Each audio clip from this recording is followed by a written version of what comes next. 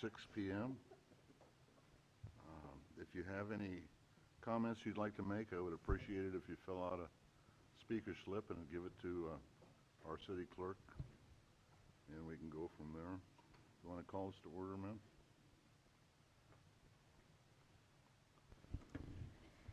Councilmember Cervantes. Here. Councilmember Manley. Here. Councilmember Molina. Here. Mayor Pro Tem Hewitt. Here. Mayor Davis. I'm here. Then we have City Manager Copo, City Attorney Barrow, City Clerk Gertitz, Finance Director Reed is here, Planning Director Lucia, Public Works Engineer Zakar, City Engineer Thornton, Fire Chief O'Connell, and we have a Sergeant Greenwald, yeah. I have a short attendance or attention span, so. Since we like you so much, I'd like you to go ahead and lead this in the pledge, please.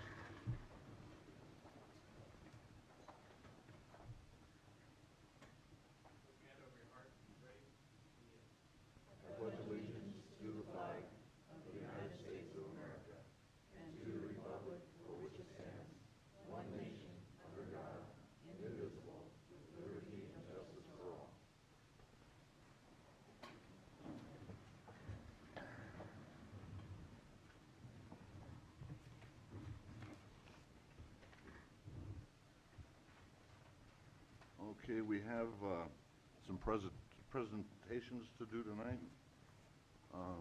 Will? Good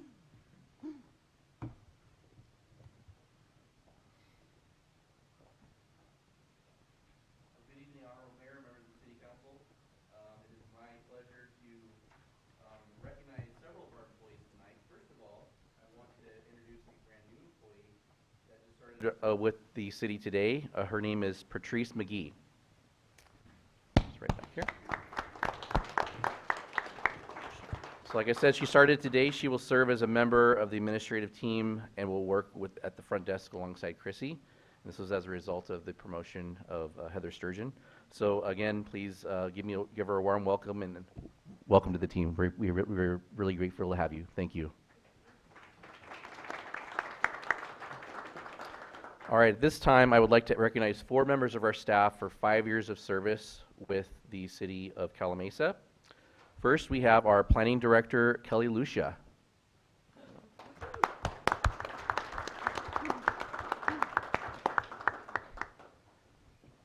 Next, we have our fire chief, Tim O'Connell.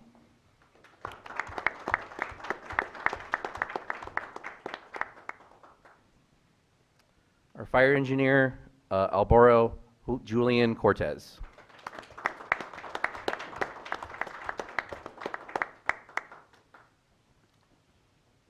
And last but certainly not least, our public works supervisor, Eric Williamson.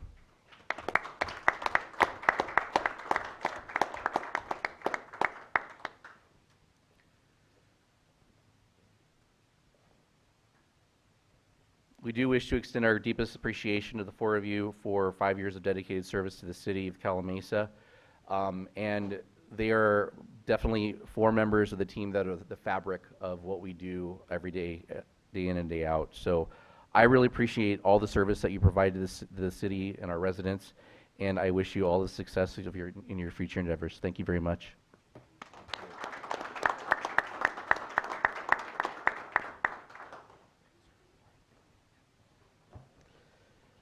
And we have one more to recognize. With 25 years of service to the city of Calimesa, Mike McCabe.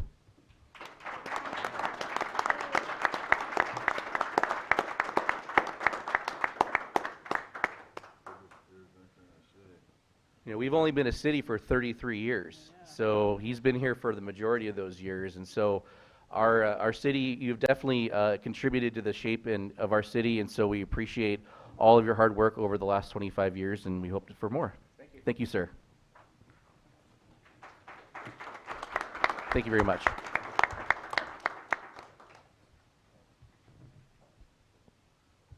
now we go to communications from the public. And to start off, we'll go with Michelle Morton. Thank you. Good evening, Mr. Mayor and City Council and everyone here. Just wanted to give you an update as to what's going on with our golf course again, since me and a bunch of other residents, we pay attention to what's going on. We have a group of young men still that are going out there and doing things out on the golf course that they shouldn't be doing. They're destroying property and they're doing drugs and other things like that. But now they've come up with a plan that basically, and I've heard this, and my daughter and other people have heard this, stating that this is their golf course, and they're going to kill anybody who tries to take it away from them.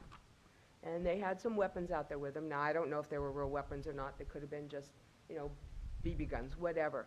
But the point is that now there are threats being made, and we're getting people that are casing the back of our homes now, riding on their motorcycles, driving by real slow, looking at the back of people's homes. And it's not just here at the Calimesa community, but they're also doing JP Ranch, also back behind the hills back there. They're casing and stuff. So I just wanted to let you guys know, update just what is going on, and to thank the Sheriff Department and Sheriff Hinkle for, you know, going around and driving and checking to make sure that things are safe, because I know that there's a lot of activity that's going on and things are ramping up in the golf course. And so I just wanted to let you guys know what's going on in case something else starts to happen. So, but I do want to thank the Sheriff's Department a lot for all the help that they've done. Thank you. Yeah. It's during the daytime. Usually these are, I believe they are high school kids, because it's usually after 3 o'clock in the afternoon that they're out there, or on Saturdays. Somebody had destroyed their 3-tiered tree house out there, and they were very angry, and they said basically they're going to kill whoever they find. So, you know, I mean, it's just this kind of mentality is starting to ramp up now. And not only I, but other citizens in our apartment complex are getting concerned about things. Okay, All right, thank you. Thank you. David Zace. I'm asked to speak about item 18. Doesn't have it on here. Oh, I apologize. Item 18. Can you call me for item 18? I can do that. Thank you. Mike Barron.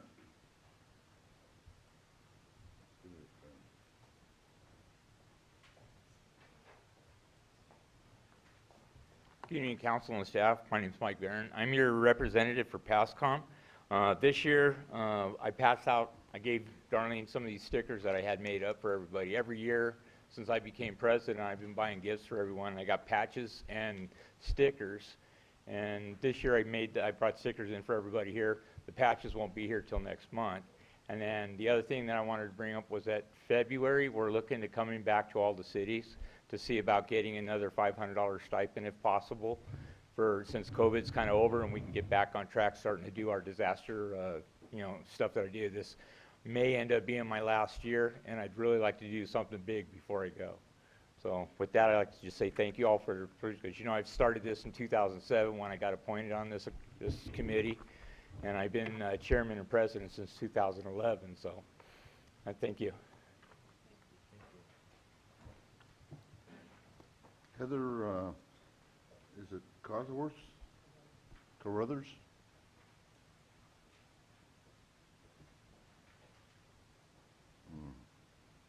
Hi, everybody. Nice to see you. So we will go back to the 12-4 meeting, and I'll point out the questions and concerns that I had regarding that.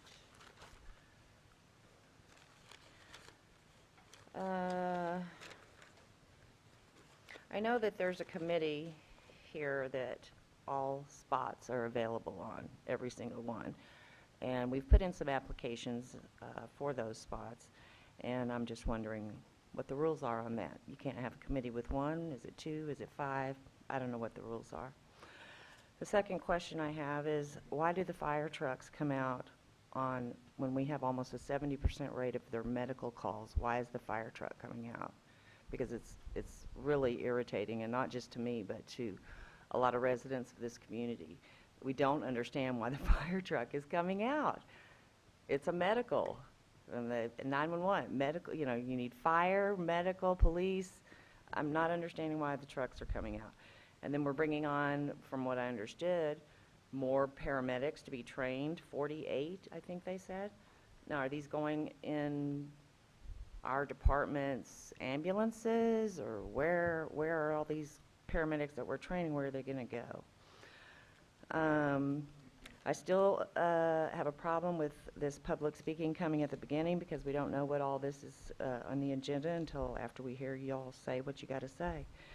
So I'm just wondering, when and where is the time for the community? The questions or concerns being addressed at the beginning never happens, and then y'all run off back there and do whatever you do. I don't know what goes on in there. And then on the priority list that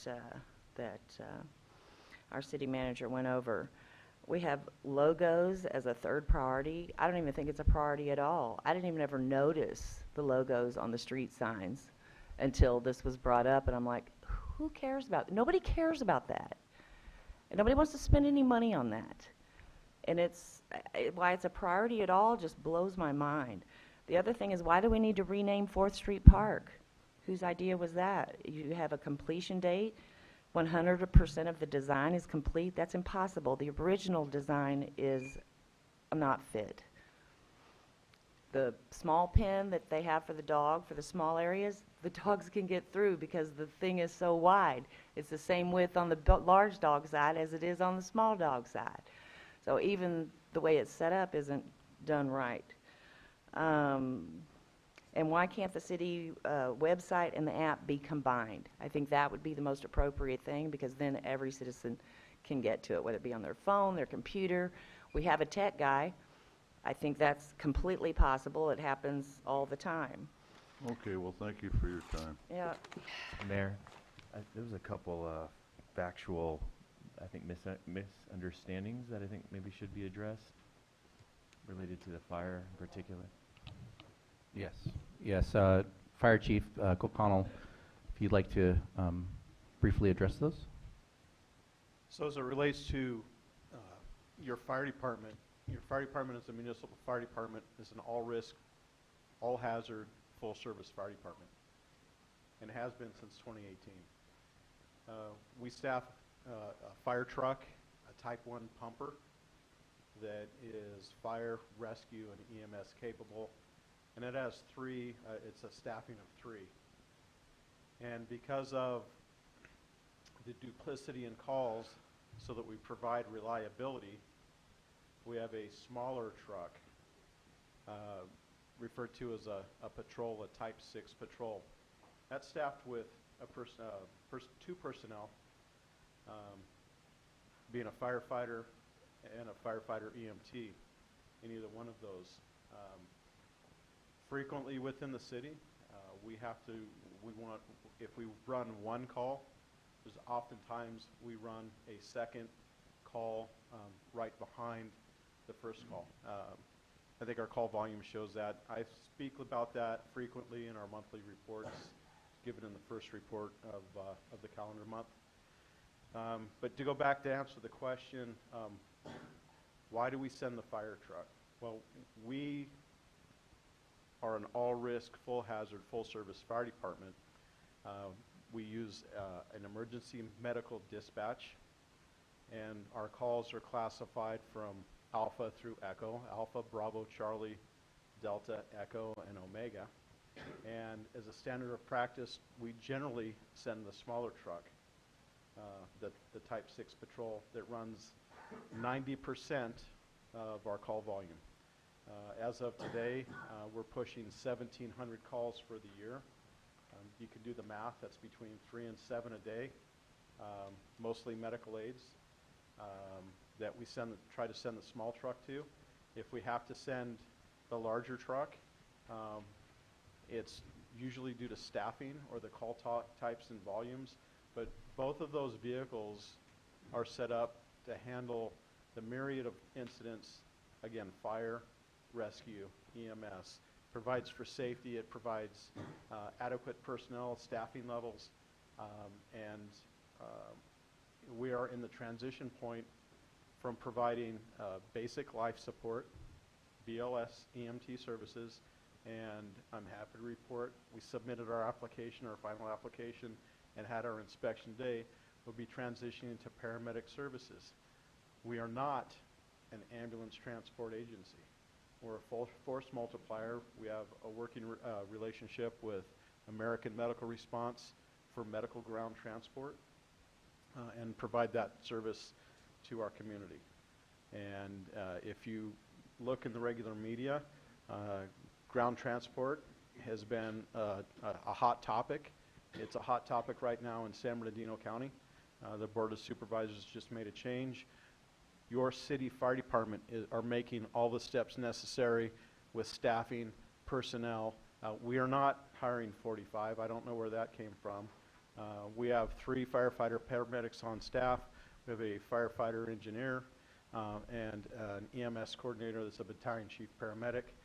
And we have a budgeted line item for a total of 6 firefighter paramedics and the ability to promote or give stipends to our long-standing staff of engineers and captains that maintain their paramedic qualifications.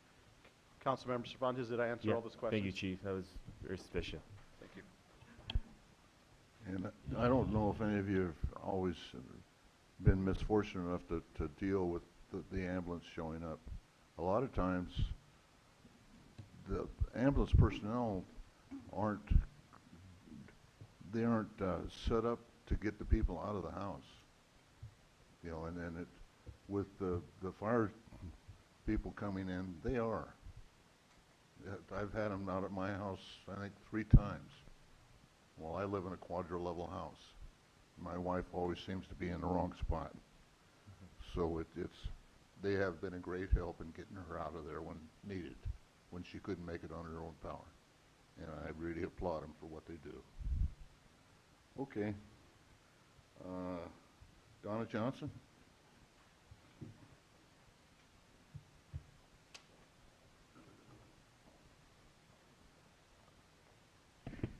Good evening, ladies and gentlemen. I just have a question about these cards that are supposed to be a discount with the merchants. I don't clearly understand how I'm supposed to use those. Can somebody tell me how this works? Yes, so you're talking about the digital gift card program. We have about a dozen merchants that accept them. They don't sell them. They just you can use them there. So you have to go to we have a website, cityofcalimesa.net/gift card, and that'll take you to the page where you buy the gift card. Once you buy it, we still have the buy one get one. So if you buy a $25 gift card, you'll be given a second gift card for the same value. Those are then basically digital gift cards. You can either use them on your phone or you can print them out. They'll have a credit card number on them. So then you take them to the merchants that are participating in the program, and that's how you can use them at those 12. Right now there's 12, and we're still trying to add more. But you can use them at any of those 12 locations, and then they just run it in their system as a regular credit card. Just so they type in the number into their credit card system, and then so it's for them it looks like you're just using a credit card, just like you'd use your own credit card. Right. So that's how they redeem them. So so you get 2. So there's the one you bought, and then there's the second one that you get of equal value. Okay. So that's how it works. Okay. Thank you. Thank you. There's a lot of confusion on that right now, and the bugs will be worked out. Okay, approval of the agenda, consent calendar, and waiver of full reading of ordinances. I'll move to approve the agenda and consent calendar. I'll second. All in favor? Aye. Any opposed? Hearing none, it's a 5-0.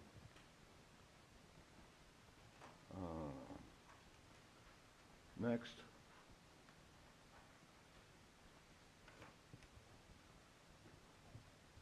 We have Calimesa Chamber of Commerce reports. I don't think we see had a anybody. representative tonight. Okay. Okay, we're going to move on to public hearings. I'm going to open up the item number 11, public hearing, consideration of adoption of 2 resolutions necessary for the acquisition of, by eminent domain, of certain real properties. Who wants to take this? I'd like to introduce Regina Danner from Richard Watson Gershon, who will be presenting the staff report tonight. Thank you. Good evening, Mayor, council members. Pleasure to be here this evening. We have for your consideration the adoption of 2 resolutions of necessity for the acquisition by eminent domain of certain real property interests for public purposes in connection with the County Line Road Transportation Project. The project will construct a single-lane roundabout at the intersection of 3rd Street and West County Line Road.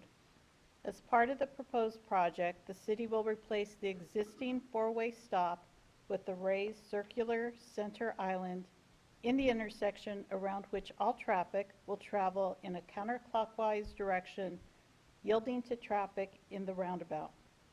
The proposed improvements include but are not limited to curb and gutter, sidewalks, ADA ramps, traffic striping, drainage, and storm drain improvements. All work is consistent with the city's circulation element of the general plan.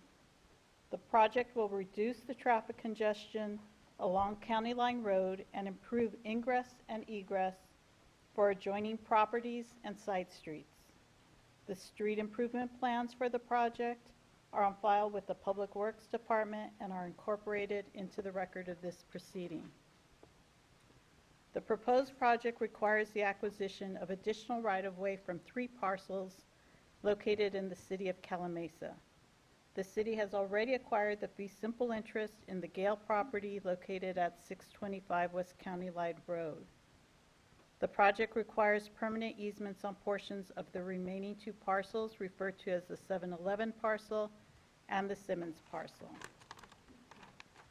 Specifically, the city requires an approximate 968 square foot permanent road easement from the real property located at 301 West County Line Road and identified as Riverside County Tax Assessor's parcel number 410-030-041. This property is owned by 711 Inc. and is referred to as the 711 parcel.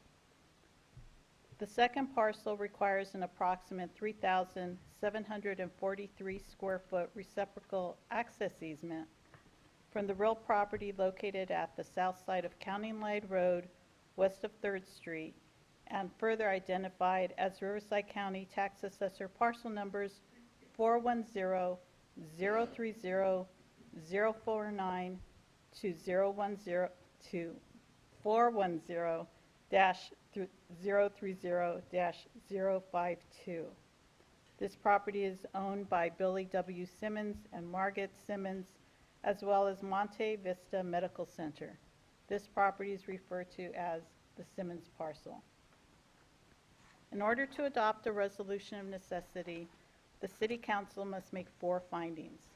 Those findings are that the public interest and necessity require the project, that the project is planned and located in a manner that will be most compatible with the greatest public good and the least private injury, that the subject property interests described in the resolutions of necessity are necessary for the project, and that the city has made an offer to the owners of record as required by Government Code Section 7267.2. The facts supporting each of those 4 findings is set forth in the agenda report, which the council has before them and which is incorporated into the record of this proceeding. The city has been in negotiations with both property owners. The timing of the project requires that the City Council now consider the adoption of the resolution of necessity. However, even if the resolution of necessities are adopted, we will continue to try to negotiate with the property owners to resolve the acquisition. In order to adopt a resolution of necessity, or each resolution of necessity requires a 4/5 vote of the council. We have received objections, written objections from the 7-Eleven parcel. I believe that has been given to the council members, and we incorporate that objection letter into the record of this proceeding. That's all I have and that concludes my presentation. Thank you.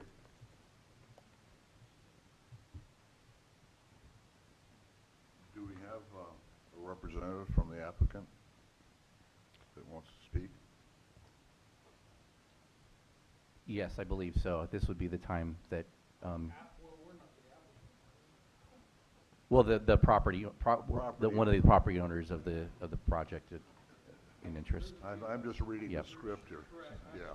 And for the record, since they are owners or owner representatives, they are not subject to the 3-minute No, time limit, so. I don't have a problem with that. I just wanted to, understand that. just wanted to make sure everyone knows the rules of procedure. Yeah. Clarify another item because you began out of agenda 11. Are we doing item 14 or 11? This is 14, sorry. Yeah, it's 14. Good evening. I'm Susan Krug, and I am trustee of the Simmons Trust. And last year, I hired Is that mic on? Pardon me. Pardon me? Is that mic on? Is it? Okay. Yeah. Good evening. I'm Susan Krug, and I'm the trustee of the Simmons Trust.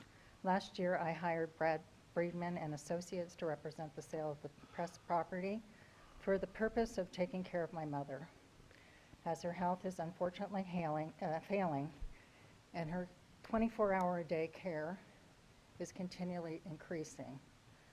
My father's interest was to have my mother taken care of with 24-hour-a-day care. And as I said, he wants to make her as comfortable as possible and to enjoy the remainder of her life without unnecessary suffering. As we all want to sell the land so we can take care of my mother, we have since hired Friedman and Associates, but it's been a roller coaster as Brad brings me offers only to have those contracts magically canceled after the buyers visit the city. So we just continue to experience more grief at the city's involvement. Not only does the city cause problems with the property, but they also represent us with lowball offers, and they take their time coming around and presenting us the offers. Well, I can't be sure if this is a strategy or just incompetence as a result of the same. We have yet to receive $1 from the sale of our properties on County Line Road, and the reason of this is the city of Calimesa has intentions to take the properties, yet somehow hasn't been able to get notice of resolution on the table until tonight, even though this issue goes back as far as 2019. Finally, I'd like to say the matter of, we're saying it's 14 on the agenda right now, not 11. We have a very small offer of $32,300, which is very confusing to me. First, the city has chased off the buyers we've had, and then we get a lowball offer from the city on it, and we trying to make the argument that this is only an easement. Well, for the record, first of all, it's not just an easement. What you're proposing to do with our land is to provide a turnaround for trucks for a private business, and nothing can be built on that easement or any of the future setbacks that may be measured out on this easement. I'd like to know how taking space for trucks for 7-Eleven on my family's property is a matter of public interest. If this is for a traffic circle that isn't even touching our property, it seems to be that your issue is with 7-Eleven and not with us. On the other hand, if you just would purchase the property for our listed price of $550,000, then you are welcome to go and do with it whatever you would want to. As far as the value, we had an appraiser that we hired that came up with a value of $130,000 for what you're calling an easement because it renders a larger portion of the property useless, causing damages. Thank you very much for your listening. I appreciate it. You're welcome.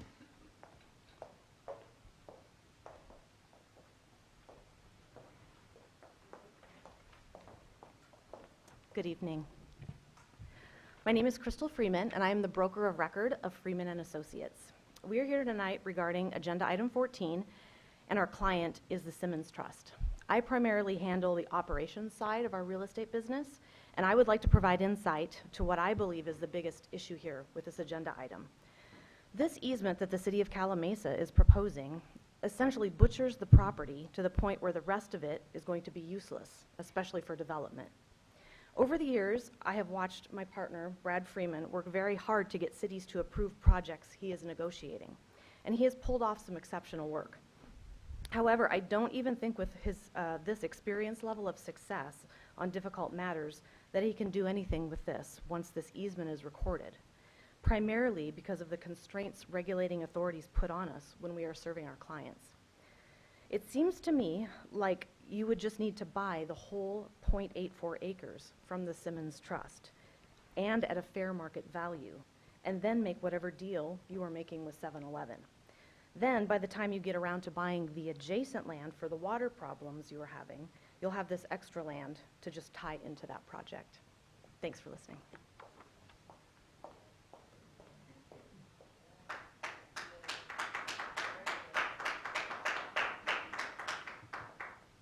Is there any way we could put the map of the proposed easement on the screen, please? We don't have it, I don't think.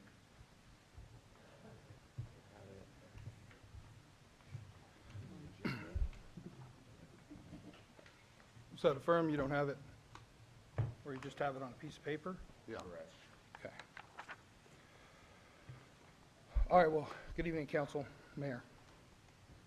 So my name's Brad Freeman. I'm with Freeman and Associates. We also have here tonight Mr. Robert Ziprick, who's our counsel, who's come to join us, who has experience in eminent domain cases, working for the private sector and also as a public official.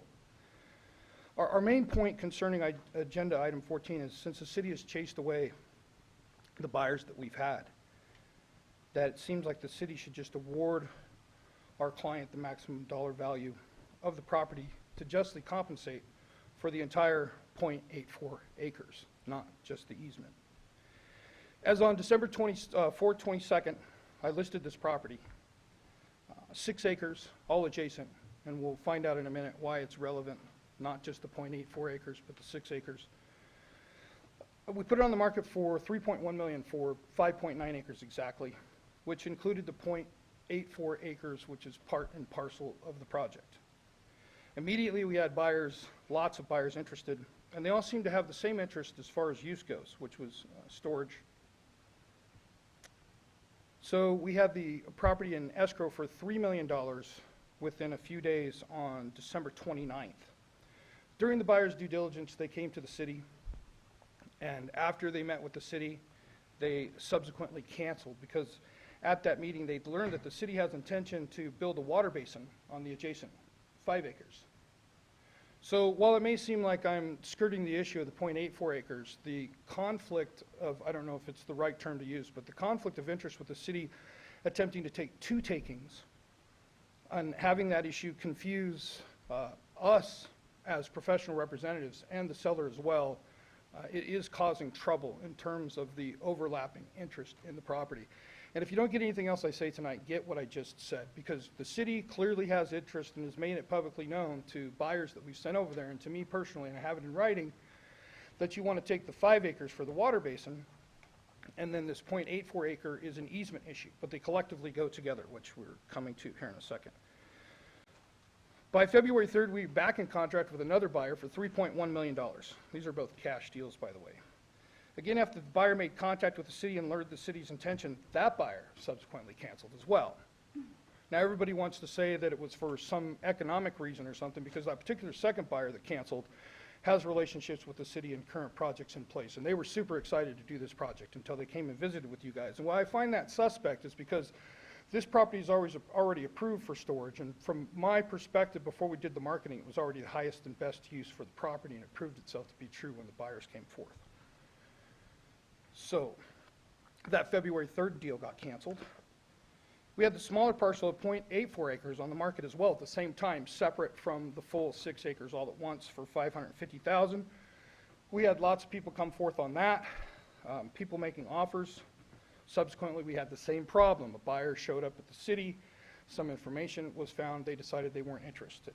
So what this did was this put us into a particular interesting position where, by specific knowledge We have to disclose to every other person now that shows interest at some point in the property. And according to California real estate law, disclosure early is better than later. So we found ourselves in a position where we can't sell the property because you guys are in actions of taking while you haven't even filed the resolution of necessity on either count.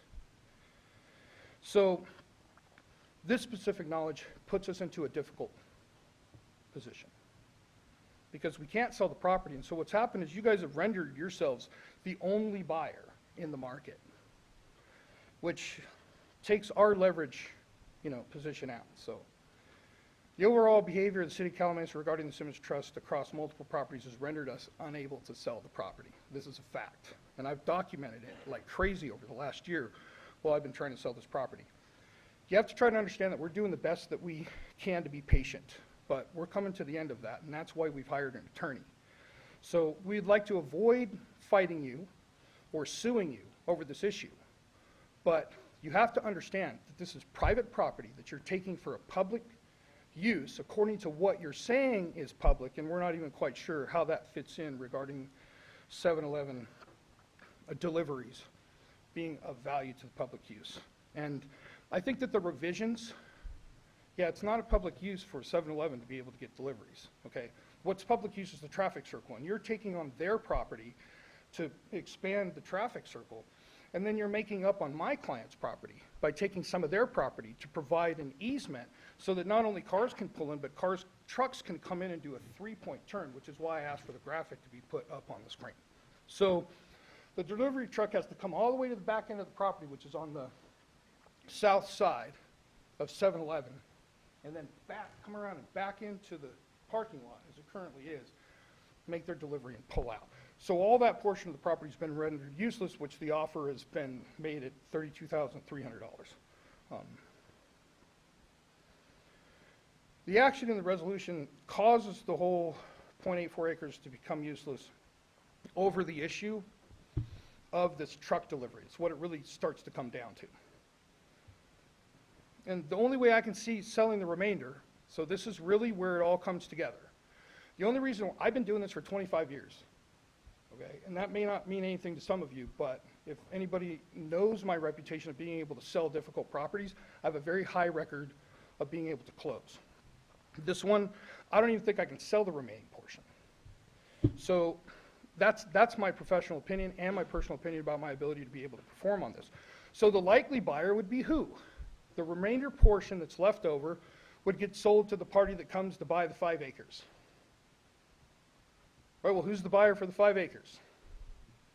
It's become you guys, because there's nobody else to buy the property because everybody else has run off. Right, so I'm crickets. When I first listed the property in January or late December of last year, buyers like crazy. If you're not in touch with what's going on in the market, we're working on a tiered sliding scale as to what's transpiring right now. So really,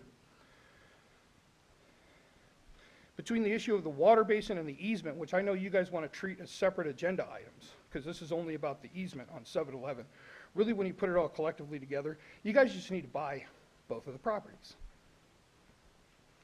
And then figure out how to attribute the remainder to, and I know that's complicated because isn't it the Riverside Water District that's on the 5-acre deal? Right. And then this is different monies. So I understand it's complicated, but you have to try to figure out how this is really going to affect the use of that property. And imagine that slip of property that's left over that's now rectangular, running up and down. Imagine how that's going to be developed. And just because they own the property that's next to it doesn't mean that it shouldn't be treated as an independent property by a private owner in terms of the, the conclusion as to how this plays out. So if we put the easement on there, we turn a rectangular slice with a very little bit of frontage on county line with the 0.84 acre piece, that was almost a Freudian slip, you got yourself a useless piece of property. Thank you.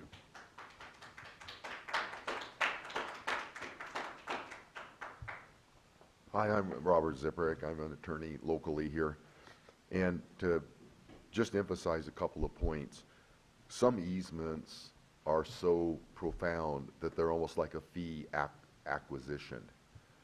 If you end up with the property dropping in value, most of its value, if the remainder is not just 33,000 less, but it's 80% less or 90% less, that's what the taking is.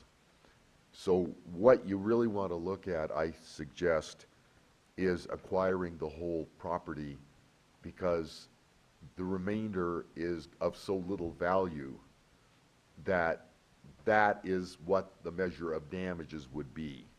And I don't think the city or the owner wants to get into that.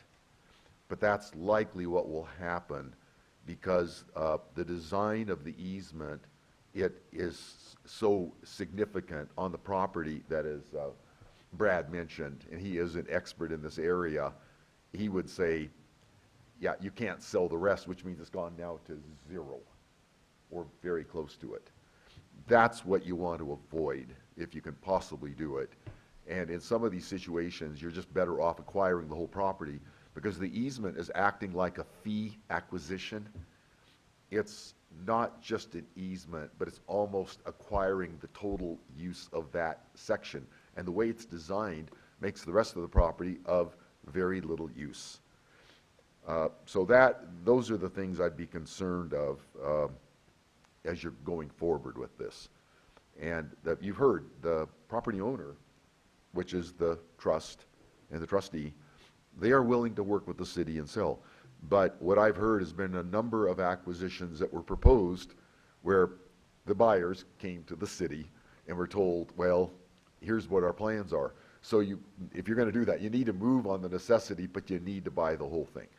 Don't get set up for such a major taking that it turns into a lot of damages. And the buyer's willing to, the seller's willing to work with you to sell it. But it needs to go for fair market value, because it is a valuable piece.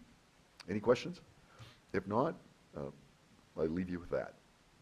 Thank you very much. You're welcome. You want to go ahead and rebut that? Or do you have any statements to make? I'm not here to rebut public testimony. I'm happy to answer any questions the council may have. Questions?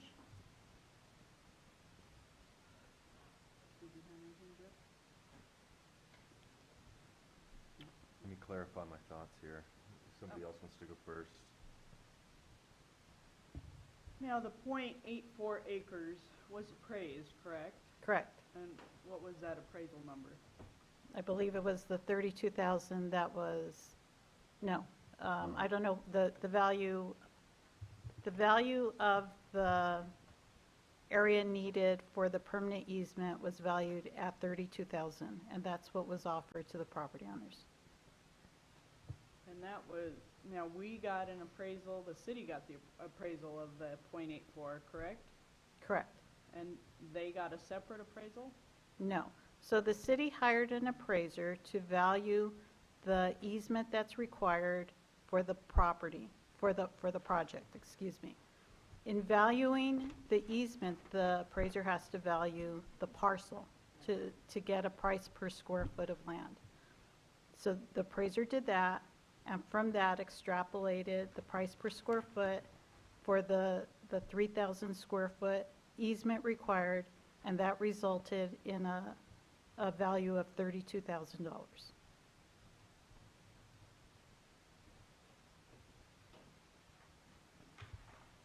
John, you got anything? I don't have any questions. I'll just have comments once we're done with the questions. How long has the property been on the market in totality? That's when it was first listed? Yes. First time?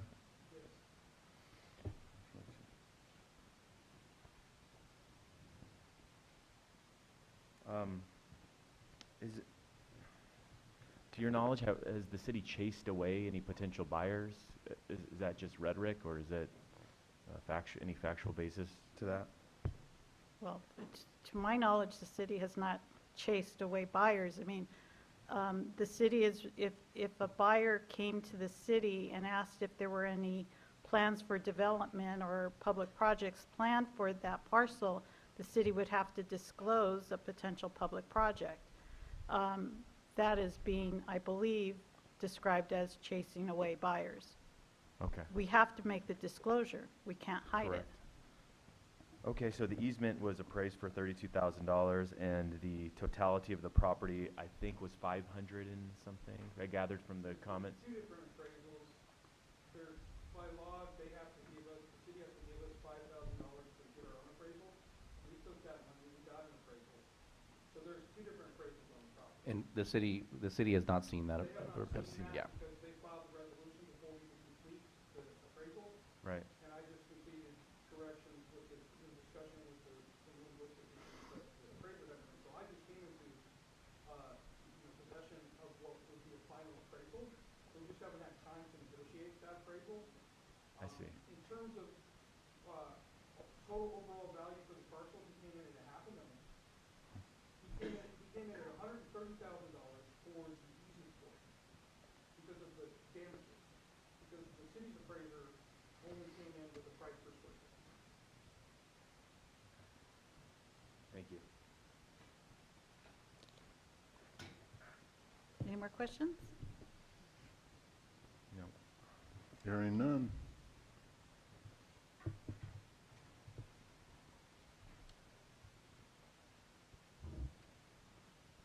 Well, I'm going to close the public testimony.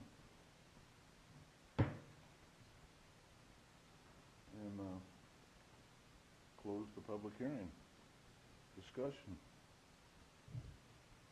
Go ahead, John. Okay, I'll start.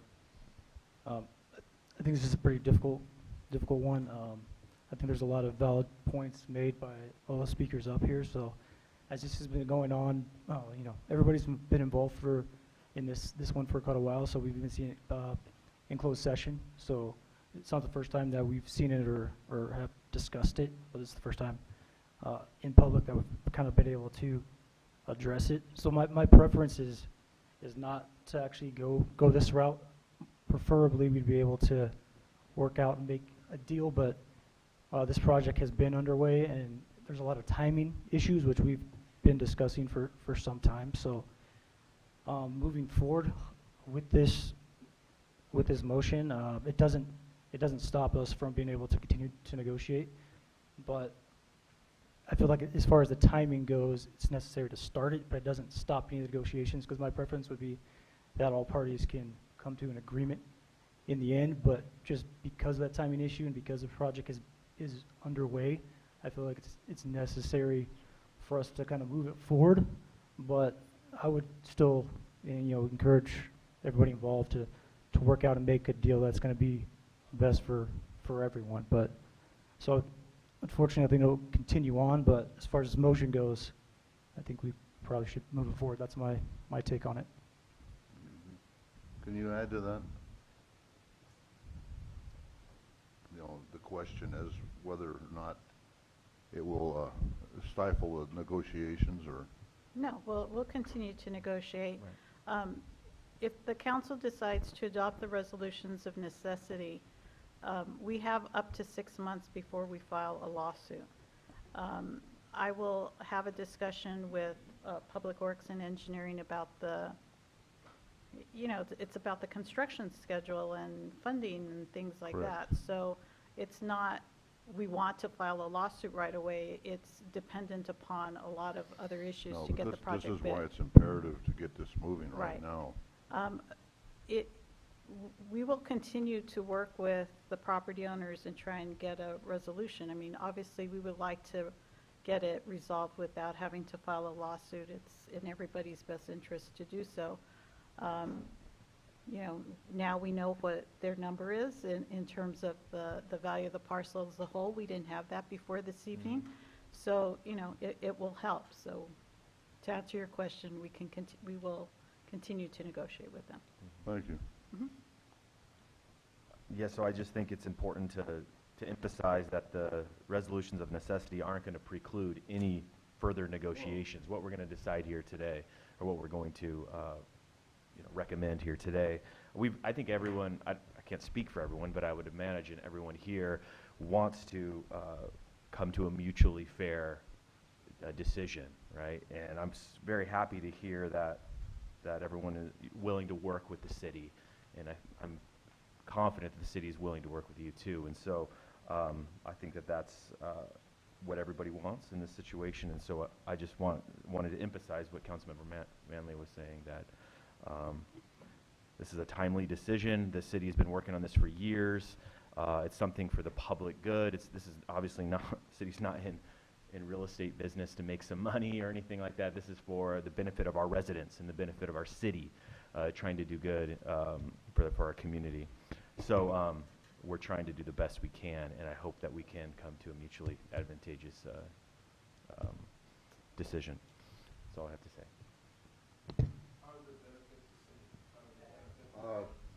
We're not talking back there, okay? No, this isn't an open forum. Thank you. Yeah.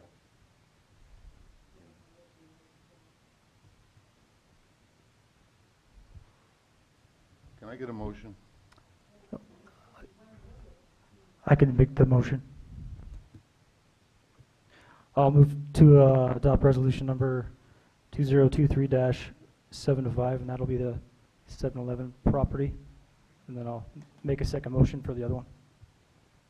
Do we do that separately right now? Yes, thank each resolution by itself. Yeah. Okay, can I get a second? Second. Second. Okay, you want to call a vote? This requires a 4/5 vote.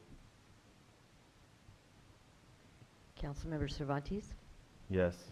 Councilmember Manley, Yes. Councilmember Molina, Yes. Mayor Pro Tem Hewitt, Yes. Mayor Davis. Yes. Okay, can I get a, I'll make a motion to adopt resolution number 2023-76. This will be the Simmons property. Second. Councilmember Cervantes, Yes. Councilmember Manley, Yes. Mayor Pro Tem, or excuse me, Councilmember Molina, Yes. Mayor Pro Tem Hewitt, Yes. Mayor Davis. yes. So both of them passed.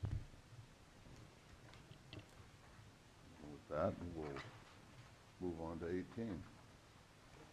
15. Or 15, I mean, I'm sorry. I got 18 on my brain. Is that, Lucia?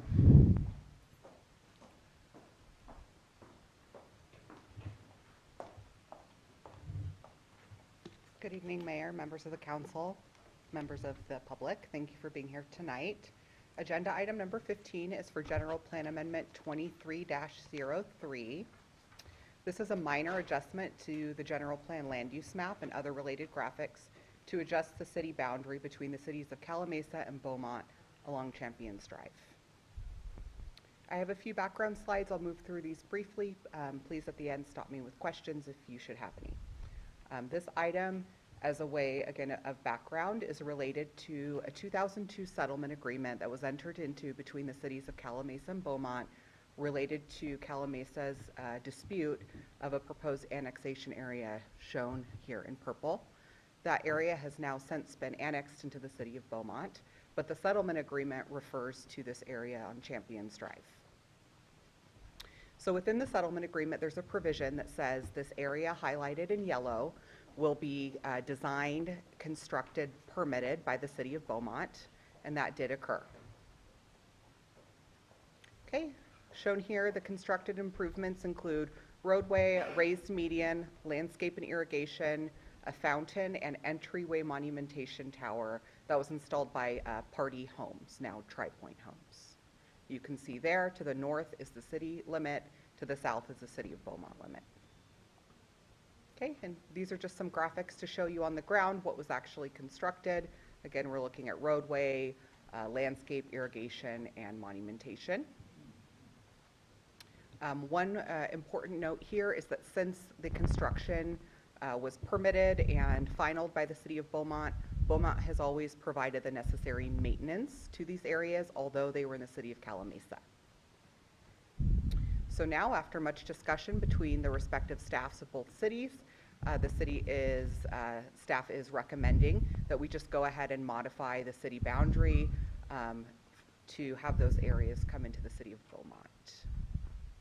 And just for reference, there was at one point in time an approved commercial mixed-use residential project here at this location. It was called Country Club Village Project. These entitlements have since expired, but the settlement agreement from 2002 does provide that the city of Beaumont would provide access to any commercial properties in the city of Calimesa. So should the city council approve this minor adjustment this evening, this development would still have access to their property, albeit through the city of Beaumont's over-the-counter process for encroachment permits. So the next steps would be, should the city council of Calimesa approve this, Beaumont has already approved it back in October of 2023. The next step would be that Beaumont will submit the necessary application materials to the Local Agency Formation Commission, or LAFCO. And with that, we have a number of recommendations before you.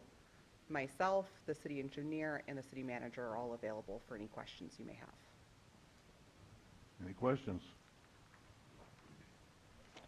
No questions. I'm just happy to see that we've come up with Yeah, a finally, yeah. resolution. Yeah, exactly. No, thank you very much, man. Yes. Thank you. Yes. I get a motion. So, Mayor, this is also a public hearing. Is it? I'm Yes. sorry. Okay. I don't have anything on that, but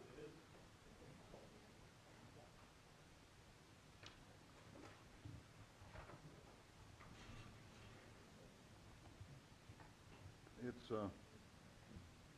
okay, well, I didn't open it as a public hearing, did I? No, you did.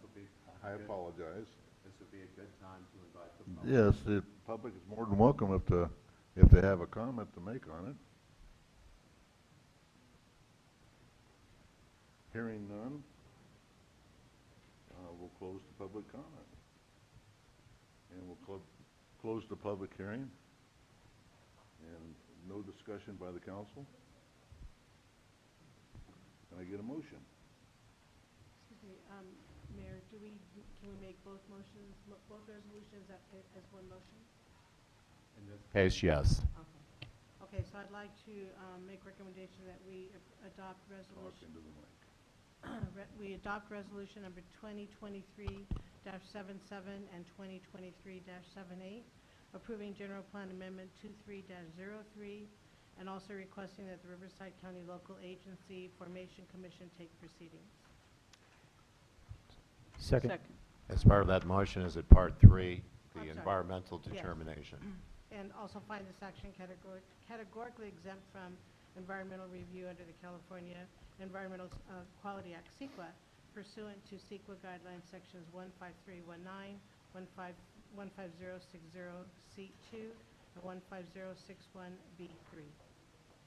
Now can I get a second? Second. Okay. All in favor? Aye. Okay. Any opposed? Hearing none, that's a 5-0. Thank you. And I apologize for not opening that up.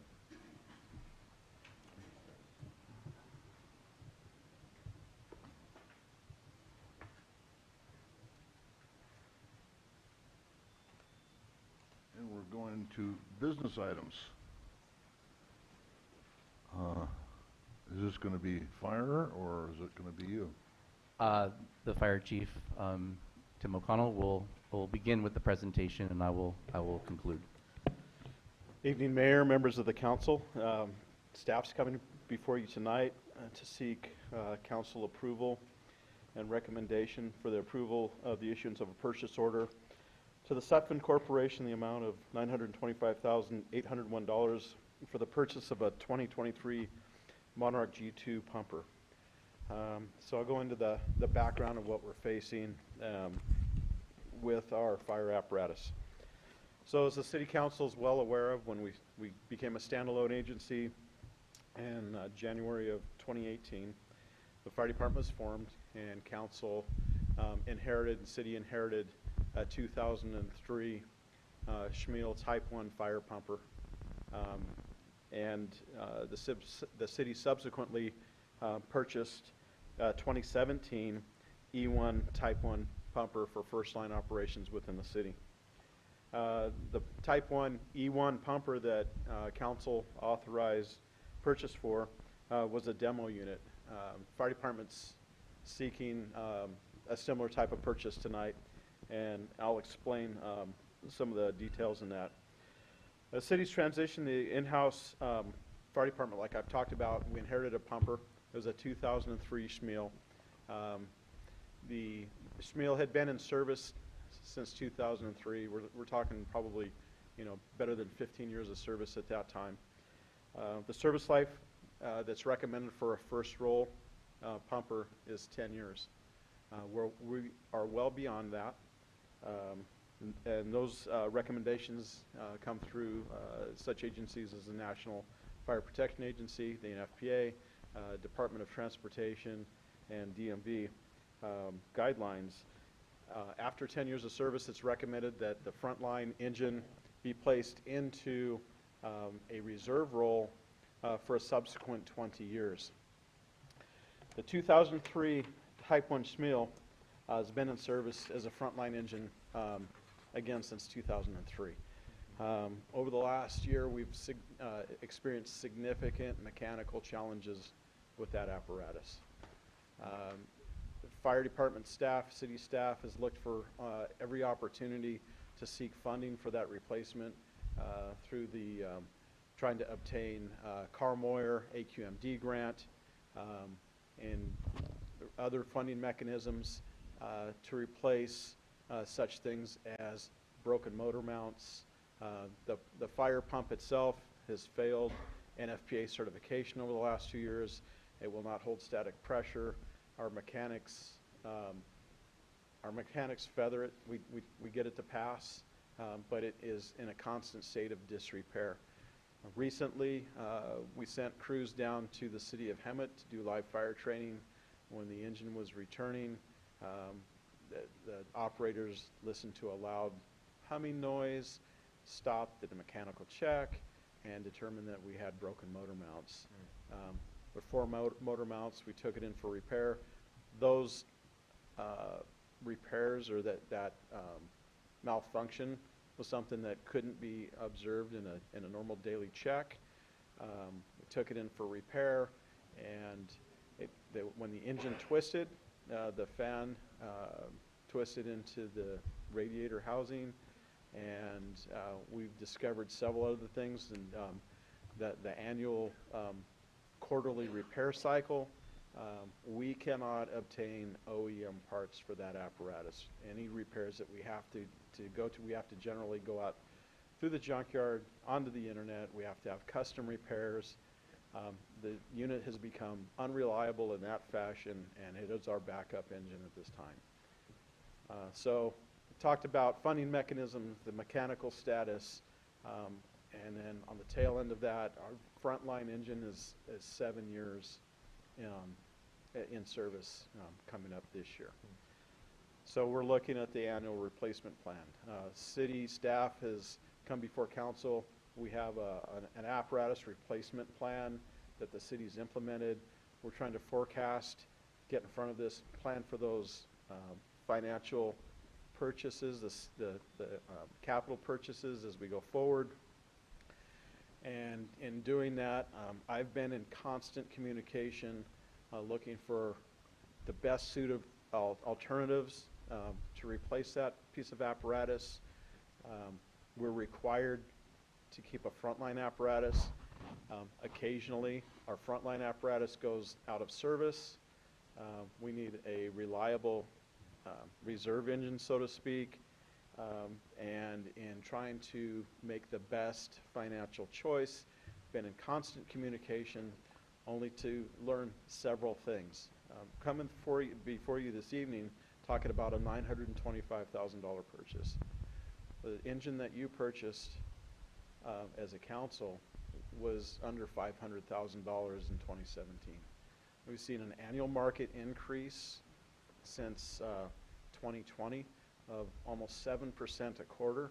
Those costs continue to climb with no end in sight.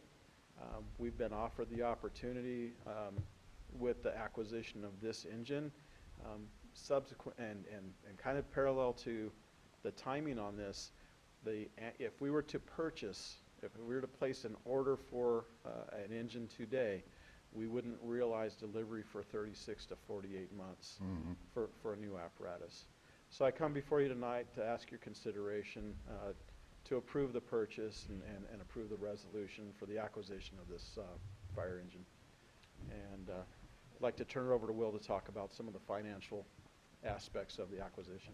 Yeah, so as part of this, staff is recommending that the city finance the purchase over time, over a 10-year period, which would carry an annual cost of approximately $125,000 a year beginning next fiscal year. And with the quoted interest rate, it's under 6%, and in this interest rate environment, that's pretty competitive. So they offered us 8 years, 9 years, and 10 years, and all at the same interest rate. So that's why we're recommending 10 years. And you combine that with the price that we're getting for the apparatus relative to what it would be on the open market, even if you were to add up all of those debt service payments over the 10-year period, not even discounted for the time value of money, just looking at it from a nominal standpoint, your interest is it's relatively interest free in that case because of the market price relative to what we're getting this plus the financing. So then the second item is we will be coming back in at a future meeting for the council to consider outfitting of the engine. One of the things is the status of the existing engine 2 and what we'll do with that. So we'll be coming back with a recommendation on that as well. There's a few options that we're exploring on that. One of which is to utilize parts from existing engine 2 to the extent that we can for the new engine to cut down on some of the costs of outfitting. So those are things that will be in front of the council. So tonight we're just considering the purchase of the apparatus, and then we'll consider the outfitting and the status of engine 2 at a later date. Questions? Yep, just a few questions.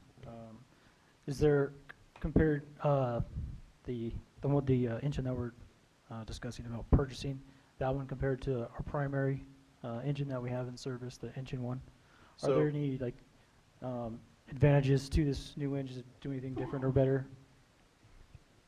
Great questions, Councilmember Manley. So the engine that we're looking at, engine 2, to replace is a WUI engine, a Wildland Urban Interface engine. It's built for the terrain that we live in and the service. Our current frontline engine, engine 1, is a similar type of engine. We're looking at minimum qualifications for the service that we provide, services and programs. So the engine that we're looking to acquire has a 2,000 gallon per minute pump. It carries 750 gallons of water. There's equipment storage, hose storage, ground ladders. It carries fire life safety equipment. It's very similar in its capacity as to the 2017 E1, but it's the model that we're looking at is more in line with the WUI model that we're replacing, the Schmiel that we're replacing in service that is going to be the best vehicle to serve the city of Calimesa. Okay, and just a couple more. As far as outfitting this new apparatus, I know there's a lot that goes into that. Is there just like a ballpark as far as how much additional is that going to cost to get it outfitted, and also the time frame? So how long would it take to acquire it, outfit it, and would it actually be in service? Another great question. So the vehicle that we're looking at to be able to place it in service, I would estimate that we would be receiving it in the city as soon as February. Now, as far as outfitting, I have my staff evaluating some of the equipment that we can pass on to service to outfit the new apparatus. Also looking at surplusing as outlined in the staff report, looking for opportunities to surplus existing equipment to transition some of those funds that allow us to outfit the new engine with up-to-date NFPA guideline equipment.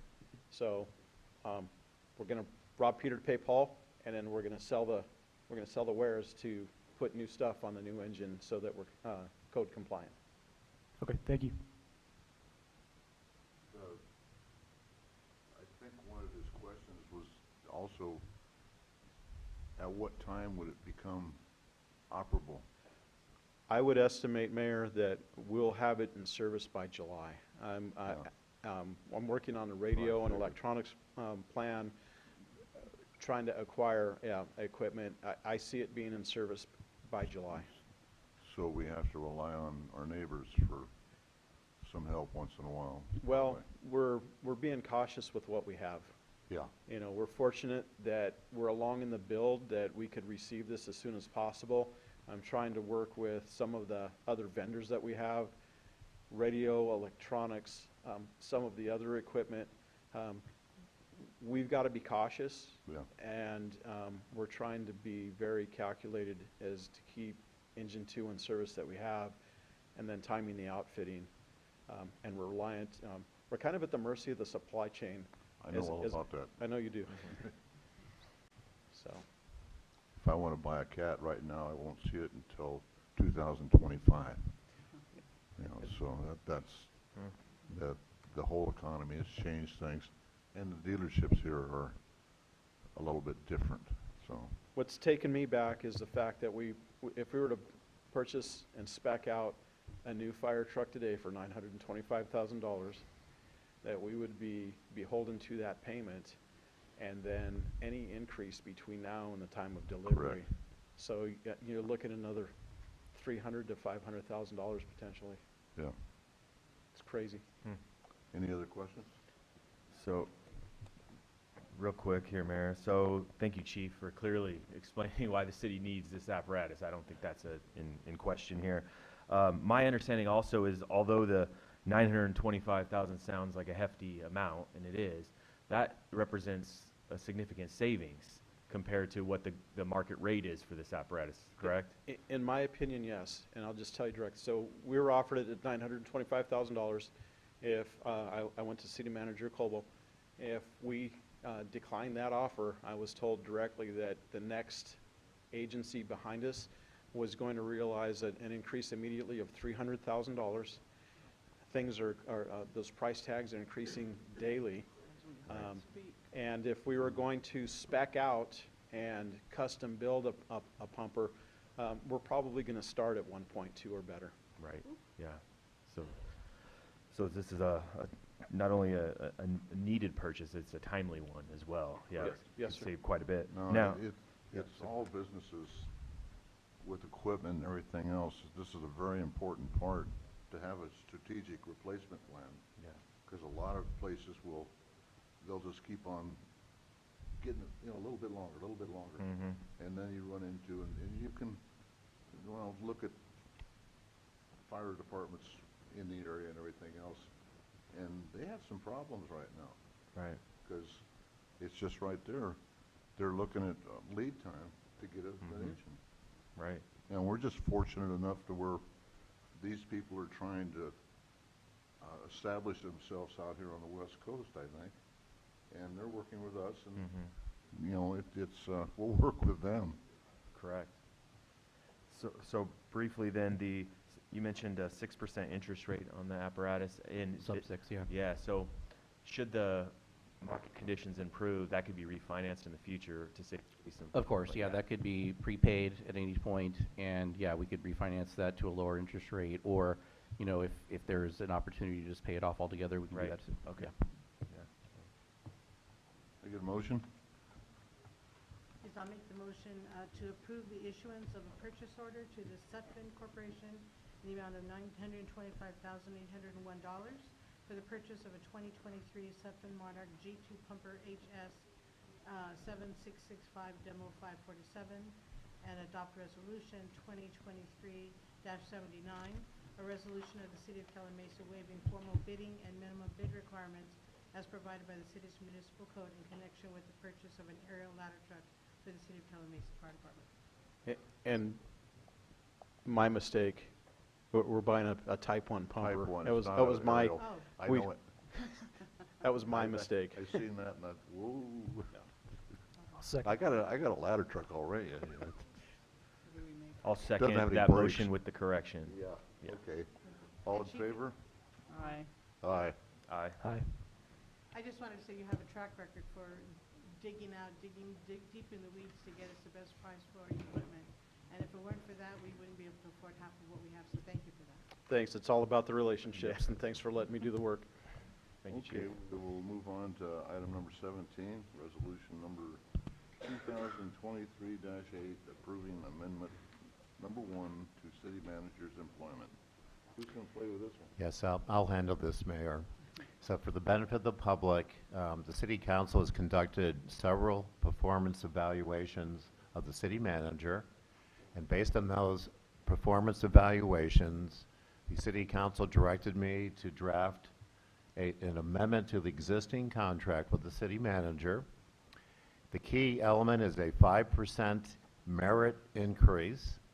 There are other revisions to the existing amendment, and they're shown on Exhibit 3 in red line version. So attached as Exhibit 3 is a red-lined version of his existing contract. So once again, the key element is a 5% merit increase, yeah. which the mayor has to repeat. Yes, that's what I was told by law. I have to tell you that he's getting a 5% merit adjustment. So that doesn't mean, that's a one-time only. It's not every year. And he knows that. Very much understood, sir. And so, if there's Okay. any questions, I can field them. I think we've discussed. Can I get somebody to make a resolution? I would, the resolution that the City Council adopt resolution number 2023-80, amending the city manager's employment agreement to provide a 5% merit adjustment to his base salary and amend other terms and benefits. Second. All in favor? Aye. Any opposed? Hearing none, that's 5-0. Congratulations, you can stick around for a little longer. I look forward to it. Thank you, sir. Okay, citywide pavement management. I'll bet Thornton's involved with this. He is. I will begin this item, and then I'll hand it over to our city engineer. Good evening, Honorable Mayor, members of the City Council.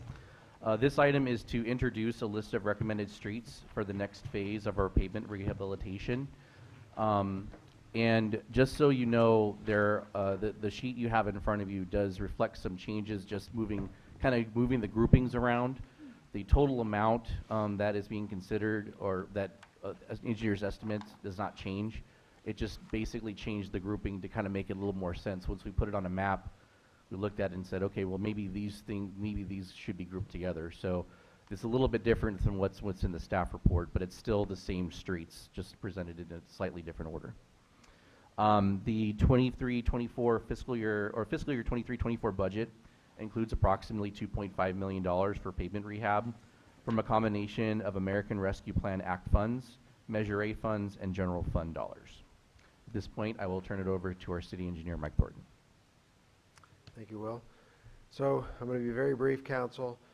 Just for the public's benefit, back in 2021, the city completed a pavement management study that looked at all the streets within the city. And as part of that study, a pavement condition index was assigned to each street or a segment of each street within the city. So if it's a real long street, each block was evaluated and a condition index was determined. Back in March of 2022, the first tranche of streets were approved by City Council. They are shown on the exhibit in green.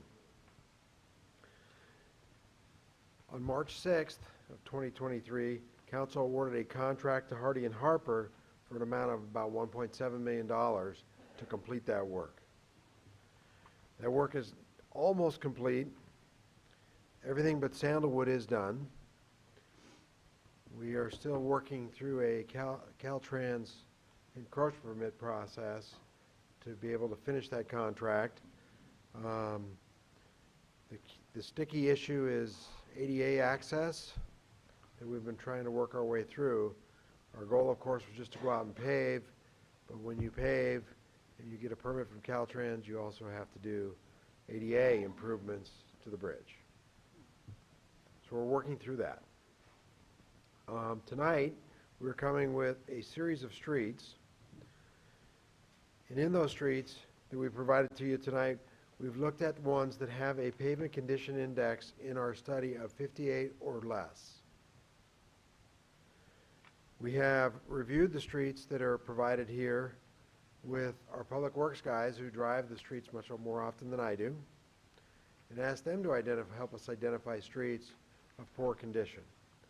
We looked at a couple of other items as well. We kind of tried to group streets together, as you can see, and council made this determination on phase one. We grouped some streets together and kind of paved the entire neighborhood. Certainly makes sense. The contractor working in one neighborhood, we get a little bit more bang for our buck. So we did try to group these together as we presented them to you tonight in geographical areas. The third item that we considered was volumes.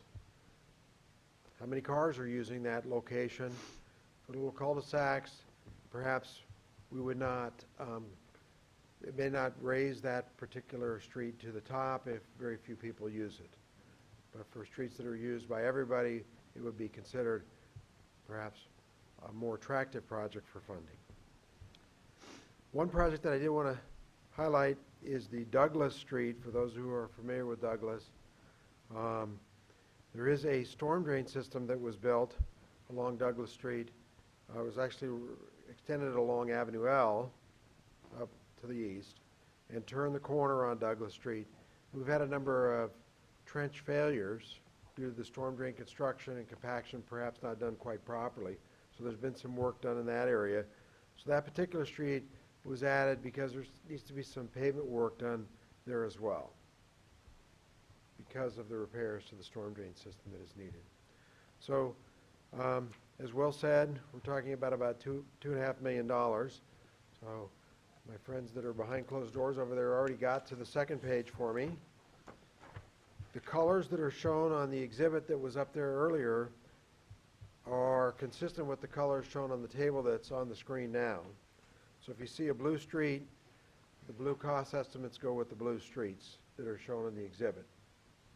Is it Darlene that has control? All right. So, so as you can see, Darlene, if you'll kind of highlight, I don't know if you can, but the area that has blue streets, that includes California, Bryant, and Second. Now, if you'll flip to the next slide. That is what we're calling alternative number 2, or area number 2, that is blue highlighted there. And what we did is we identified a pavement management strategy for that street to improve it, and then we prepared a cost estimate. So the goal of doing all that is, one, to explain to you what we would be doing out there, and two, what the total cost of doing that improvement would be. So again, we're trying to fit into a $2.5 million budget. So as you can see, there are alternatives laid out here where you can kind of put a couple of different areas together and still be able to do a program that would meet the city's budget constraints. With that, I'm available to take questions. And just to be clear, we intend this to be, unless the council does have specific direction tonight, our intention was this for just to receive and file this this list, and to give council a chance to kind of go out and inspect them yourself, and then come back at the next council meeting on January 16th to make a final determination on which streets we're going to tackle. I just had a question. Oh yes, there are public comments on this item. Yeah. So Okay. we can take the question first because it's related to the staff report. Yeah. Just relating to kind of what you mentioned as far as kind of grouping it, like trying to understand how much of an advantage or cost savings it would be when we're trying to group some of these together, because there's so many streets that are kind of in need and there's only so much money to go around. If we were to start jumping around, is that going to cost us dollars, and how much of a disadvantage is it to do that? I don't think it's a significant increase in cost. If they're here, the big cost, we have some truckers on the planning commission that could probably explain this much better than I, but the significant cost is putting it on a big semi and bringing it to the city. When you need to relocate equipment, you're not allowed to drive it on city streets. It damages the city streets. So they're supposed to put them back on that trailer and transport them to an alternate site. When you do streets that are right next to each other, we would avoid that cost. I'm not sure it's a significant cost, but it is some cost. Okay, thank you. Unless you have a spandrel that you drive over and break it. We know about that. Mike, I had a question. You didn't mention what the cost of the work on Douglas is going to come up to. Is it not shown on the table? Yeah. It is. It's, I think on the staff report, on this report, it's the third line on group 3. So that $258,000, that's inclusive of the subgrade work that would need to be done. Yes. I missed that. Thank you. Thank you,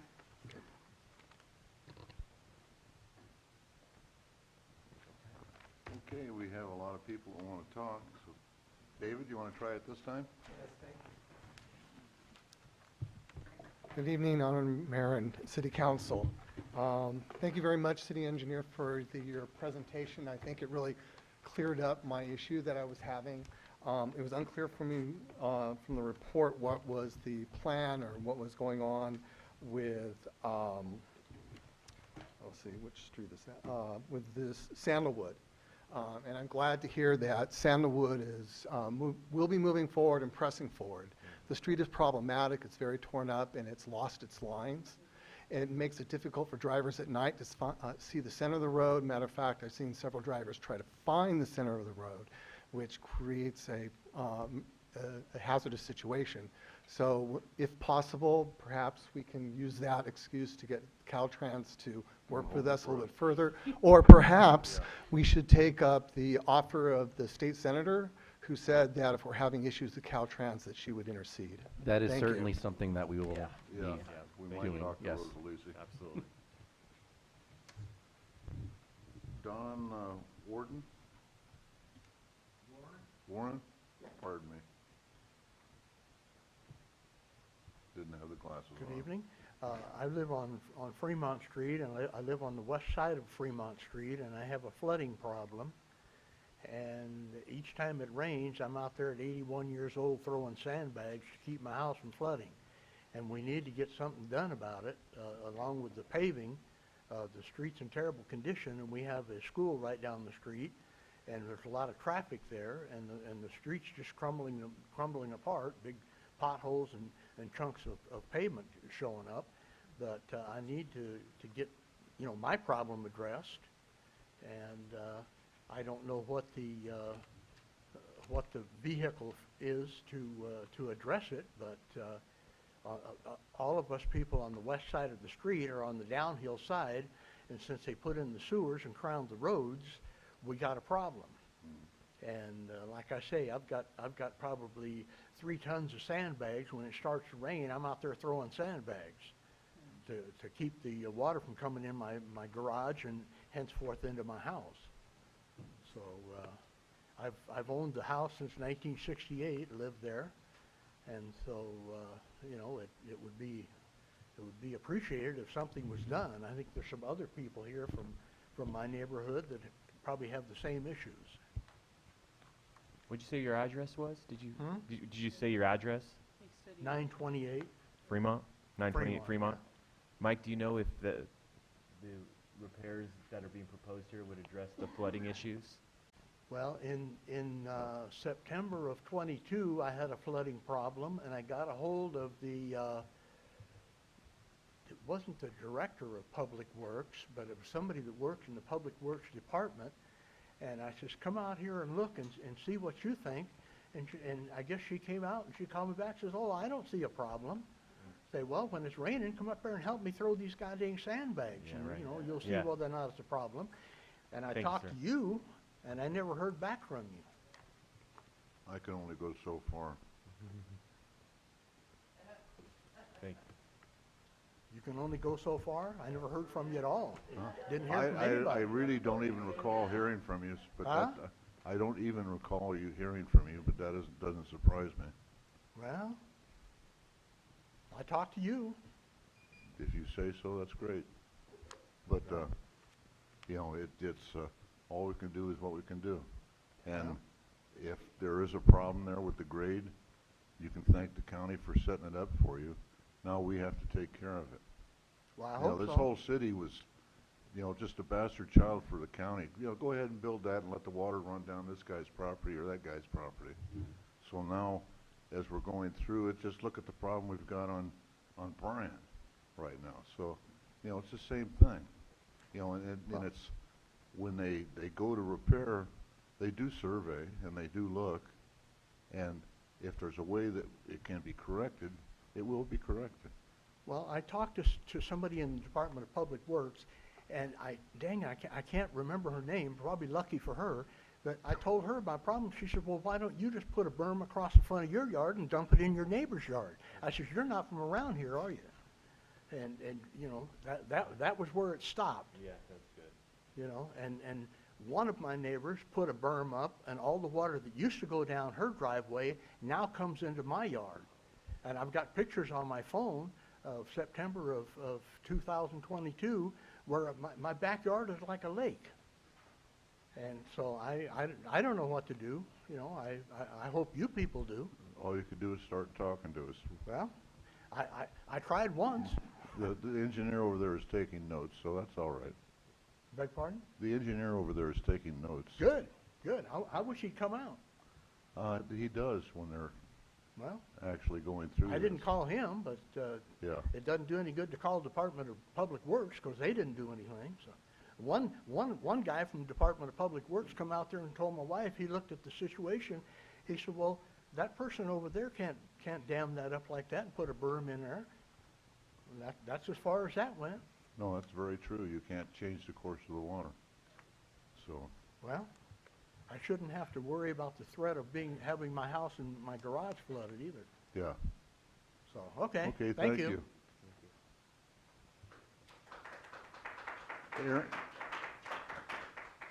Aaron Q, is that right?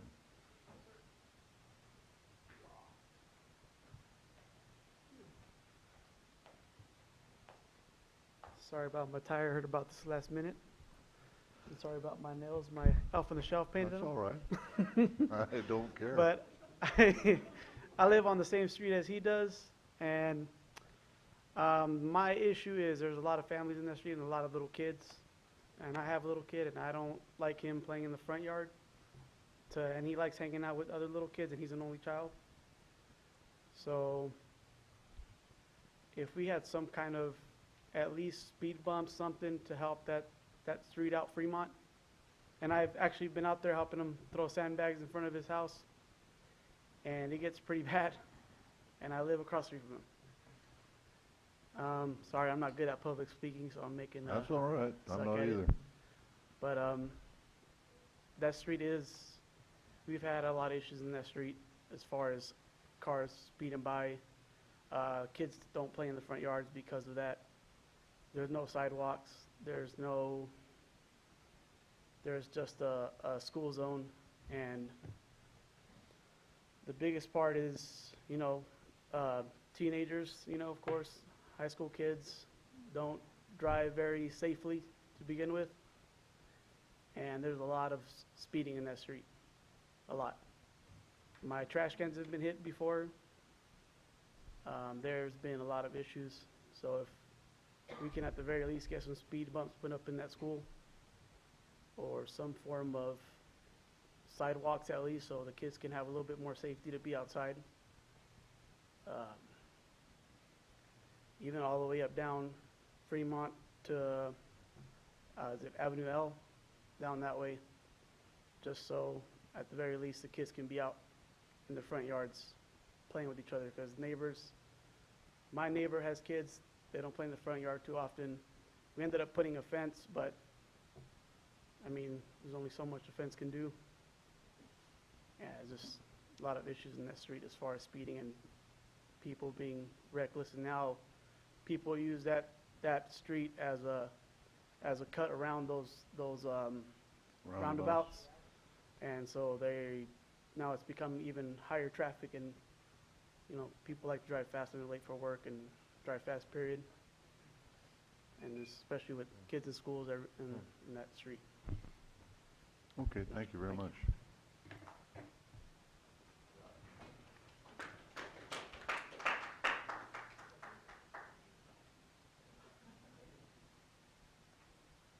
Christine.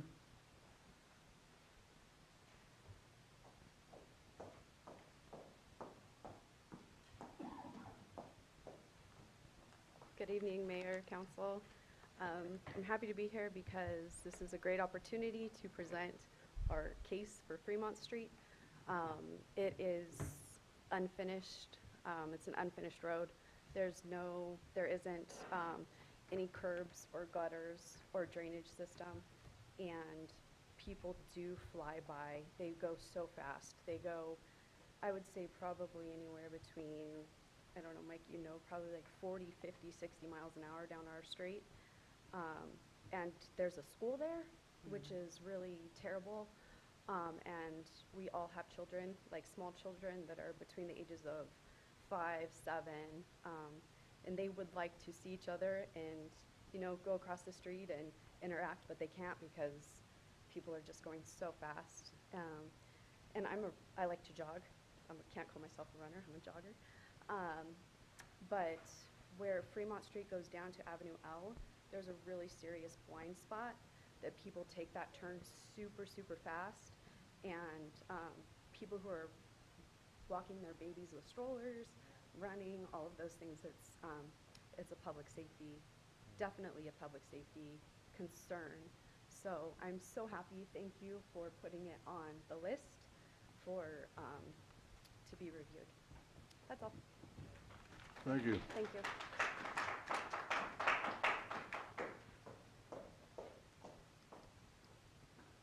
Okay, well, we'll be out driving the roads and seeing what we can do.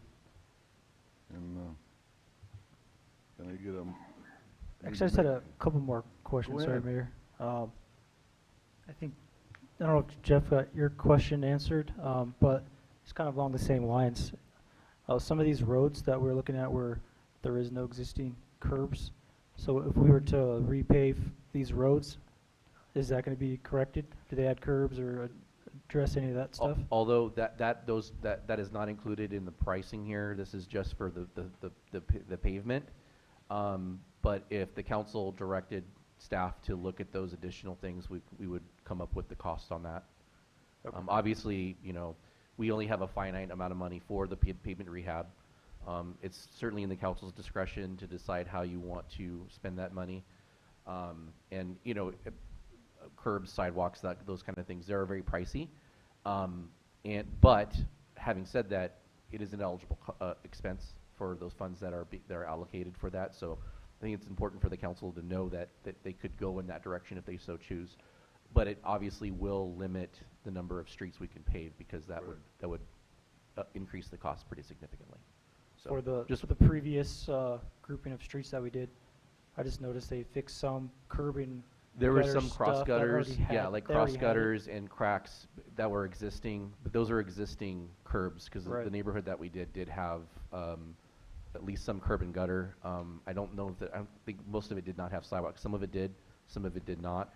But to the extent that there was repairs needed for, you know, like a cross gutter or in those gutters, you know, for like sealing them, we would do that as part of that project. But those are existing Okay, curbs. so these estimations that we see here, are those already taken into account for if there were some portions of curbs that need to be If fixed? if some they're that existing they're curbs, yeah, existing, like for repair, where they yes. were- Yeah, Okay. there's an allowance for some of that, yes. Okay.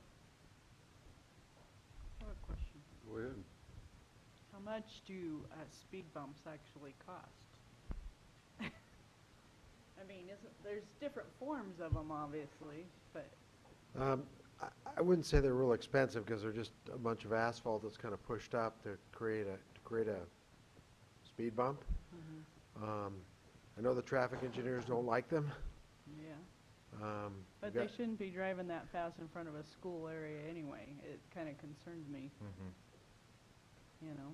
So we'd certainly take a look at that along Bryant or along Fremont to see if we can slow the traffic down.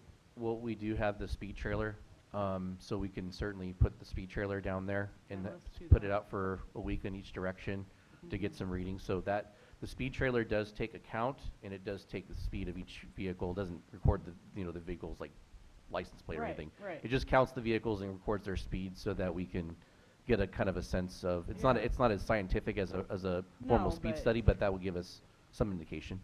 That'd be good. That'd be great. Let's put that there. Also, so to put speed bumps, do we have to do a traffic study, or can the city just put speed bumps in places we feel We necessary? do not have to do a traffic study, but there are rules associated with application of speed bumps that I want to make sure we don't violate. So I would want to work with the traffic engineer to make sure that I understand those and the council understands those before they're proposed for any installation. Okay, thank you. Maybe you could give us some information next time we talk about this, about those speed bumps. The one that we put in on Bryant has been unpopular. Well, yeah. Well, you're being nice. That's not the purpose.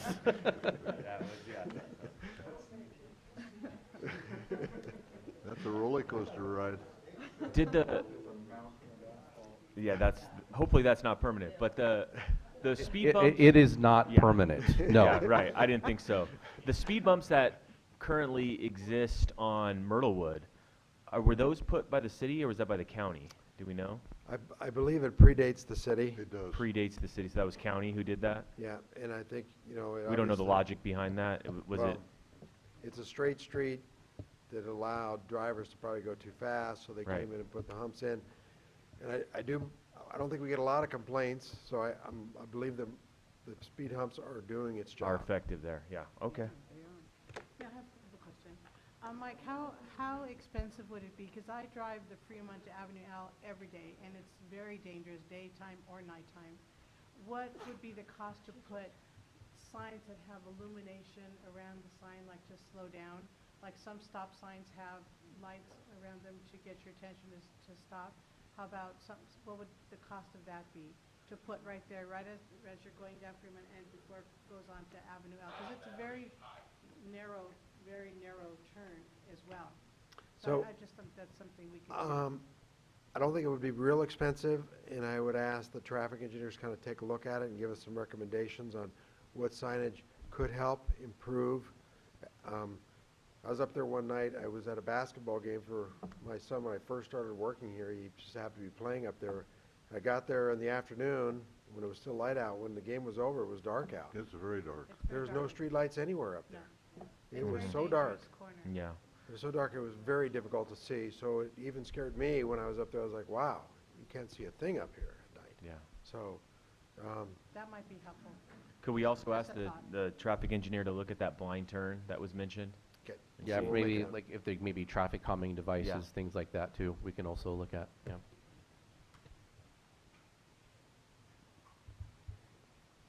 Okay. We'll go ahead and set it aside until next time. We can go out and look at roads.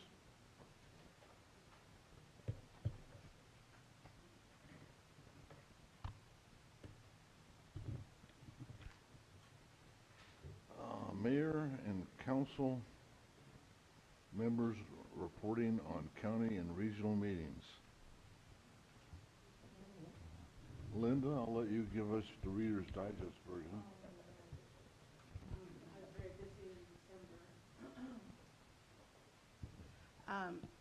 December 7th, I attended, as a member of SCAG committee, attended the SCAG Economic Summit in downtown LA, and they basically just went over their year's plan for pulling all regional approaches together for traffic and projects, getting projects approved. Also, on December 8th, attended RTA's Vine Street Hub ribbon cutting. That's near the Mission Inn. The Vine Street Hub is right next to the Metro Rail station. And so that's going to be opening to the public in January, and that's going to be a connection from buses to Metrolink to get people taking mass transit instead of driving. So it's a very nice mobility. So it's taken 17 years to complete, and so it's very good that that's opening. Also, Darlene Gertis, our city clerk, and I attended the Cal Cities member meeting in Eastvale. We'll be going to those every other month. Our city is lead on that committee for the next year. That was very successful. The next one is going to be in January in Norco. On 12/13, I attended the RCTC commission meeting, and a lot of these entities are having their officer elections, so that happened as well. But at the RCTC commission meeting, there's a very serious issue that has to do with funding for projects, for construction projects. There's a process where cities submit their list to a local transportation commission, in our case it would be RCTC, then they then put that to the state and for funding. Okay, so the federal government cited all transportation commissions and SCAG saying that we are out of compliance, and that the way that RCTC is putting together, is coming together with recommending funding, which projects are going to get funded, that's been taken away from them. So that's a very serious issue. That's power taken away from RCTC, and we're going to have to be more creative and fight the government to, get projects approved. So that's something that we're going to be, we're not facing, specifically our city, but we all travel all through Riverside County.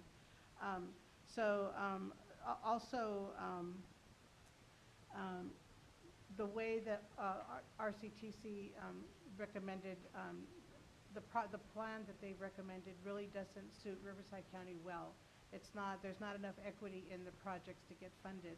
So that's a big issue right now, so that's why I'm bringing it up. Let's see. So I don't know if anybody's interested in who are officers for the entities. No? Okay, well, that happened. They're good people, and I was happy to be there and looking forward to doing the hard work for next year. It's going to be very competitive. It's an election year, too. Thank you. I don't have anything else. Thank you. I did not have a WR cog. I didn't have a meeting, and we're dark in January, I believe. So I just want to wish everybody a happy holidays, Merry Christmas, stay safe out there, and especially with the rain coming, hopefully we don't get flooded out. So. What about the animal warders? Did they do anything? No, didn't have a meeting. That was the first Monday of December, so I have no report to give. Okay. No further comments. I want everybody to have a safe and sane, as they say in the fireworks business, but have a Merry Christmas, and please slow down. Nothing to report tonight, sir. Okay, we're going to adjourn until, January 16th, is that right?